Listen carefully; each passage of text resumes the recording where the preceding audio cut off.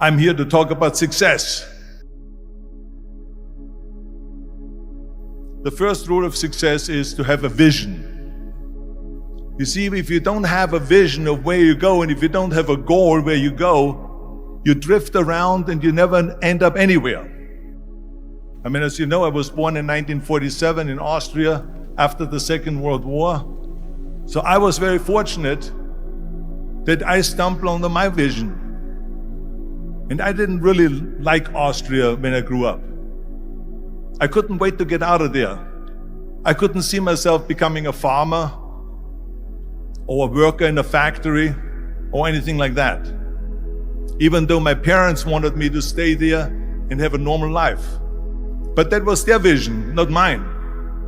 My vision was totally different. I felt that I was born for something special, for something unique, for something big. Then one day I went to school. I remember I was 11 years old, and they showed a documentary about America. And there they showed in this documentary the huge skyscrapers, the high-rises, the huge bridges, the 6-lane freeways, and all of this stuff. And I said to myself, that's where I want to be. I don't want to be around here with these little farmhouses and these little buildings. I want to be in America. One day after school, I walked by a store in Graz. So I went inside and I looked around, and then I saw a magazine.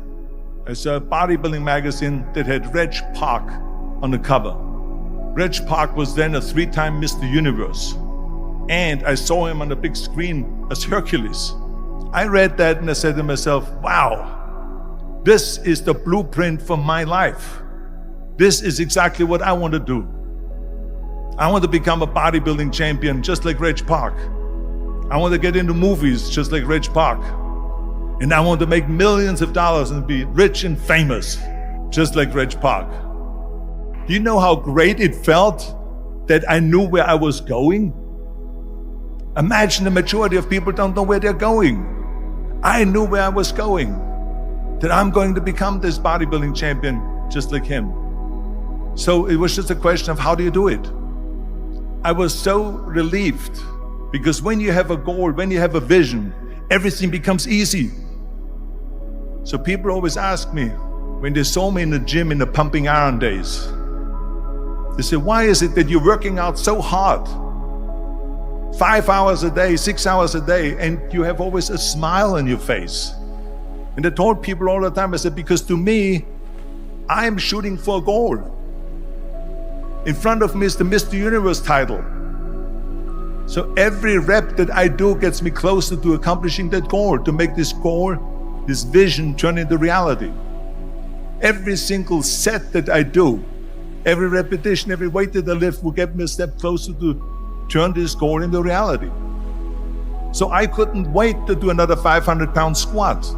I couldn't wait to do another 500-pound bench press. I couldn't wait to do another 2,000 reps of sit-ups. I couldn't wait for the next exercise. At the age of 20, I went to London and I won the Mr. Universe contest as the youngest Mr. Universe ever. And it was because I had a goal. So let me tell you something, visualizing your goal and going after it makes it fun. You got to have a purpose no matter what you do in life. You got to have a purpose. 74% hate their job in America. Now, this is not much different when you come to Europe. The majority of people don't like what they're doing because they're really not doing it because they didn't have a goal and they followed this goal. They just aimlessly drift around, and then all of a sudden there's a job opening, so they get that job because you have to work. But then when you work, it's a chore. It's work. It's not fun. So if you think about only a quarter of the people really enjoy what they're doing in life, that is unbelievable if you think about it. So I felt so blessed that I knew what I was doing. It's like a medical student that studies and knows he wants to become a doctor. You know where to go. And the same thing is also in politics. I remember that in politics, I had a very clear vision that I will be the leader of California. This is as far as I could go because I was not born in America, so I could not run for president. So being the governor of the fifth largest state, the largest state, the fifth largest economy in the world, was for me really the ultimate title, the ultimate accomplishment in politics. So even though people came up to me and says, why don't you go and run for something smaller, you're never gonna make it. I ran for governor, and then 2 months later I became governor of the state of California. Again, because I had a very clear vision what I'm gonna do with California. So that's rule number one, have a vision. Rule number two is, don't listen to the naysayers. Don't listen to the naysayers.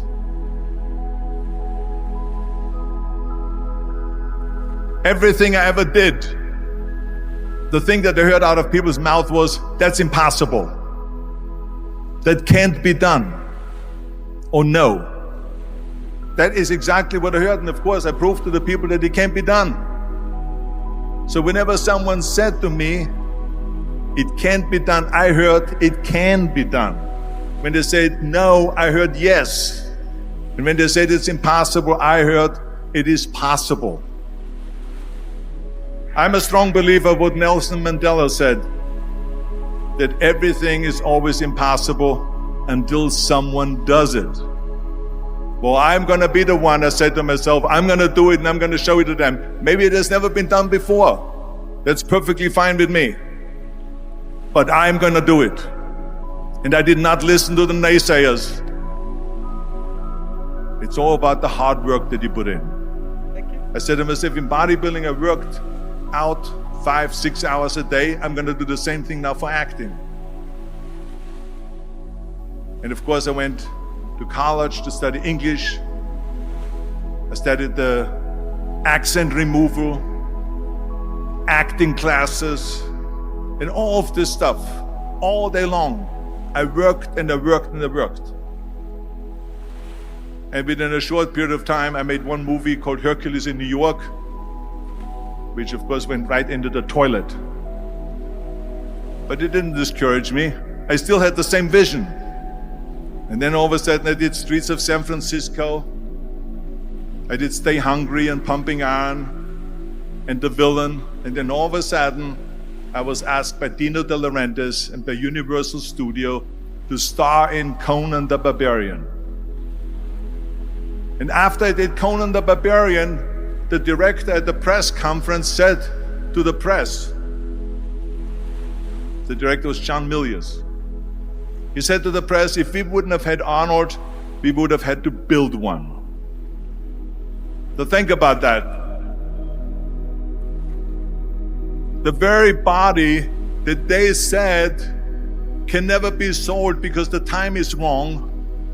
A few years later, I'm doing Conan the Barbarian, and it was the #1 hit at the box office when it came out in the summer of '82. Think about that. And the director says, if we wouldn't have had his body, we would have had to build one. So all of a sudden, my body became an asset, not a liability. And the same thing was with Terminator. After we were finished filming Terminator, Jim Cameron said to the press, if Arnold wouldn't have had that accent and talked like a machine, I think the movie wouldn't have worked.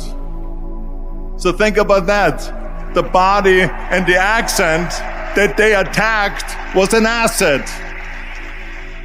But I didn't listen to those losers. I didn't listen to them at all. It's just the reality of it is that you cannot listen to the naysayers. So this is a very important lesson for all of you. So when someone says, no, this is a stupid idea, you in your mind, you don't have to say it, but in your mind just say to yourself, you're an asshole. What do you know?